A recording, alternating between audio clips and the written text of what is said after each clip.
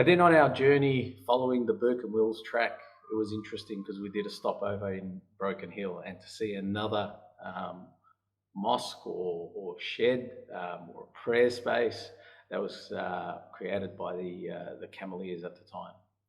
One thing that was quite unique, why these mini mosques or musallas were created, was because they used to travel a lot with the camels to really connect and discover different parts of Australia. So they used to look for areas where there were lakes or waters and build a makeshift mosque or musalla there, so they can do their wash, what we call wudu, and then go and pray, and then they'd hang there before on going on to their next travels. Broken Hill was an incredible experience, even the communities and meeting the people, but the way the local council to get the key to the mosque was preserved was incredible and again heartwarming. So they gave us the key, and we then went and opened the mosque, and to see the heritage that's still there from the original Afghans, from the Quran they used to read. Now you've got to set yourself back now to the 1800s, and you imagine you've come to this country that was just pretty much barren desert. A lot of it in the parts they were working in was all desert. So the only thing they had, with not a sense of English, was their camels and their religion.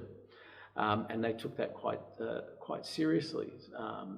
And you see that, you feel that peace and that tranquility when you enter these mosques. But these are important heritage and history for these local townships and communities, and the pride they take with them, being non-Muslims as well, is phenomenal, and I thank them dearly. And I think that each and every one of us in our lifetime should at least do this trip and visit these townships to support them, not just economically with our money, but also to see that heritage and teach our children about this heritage.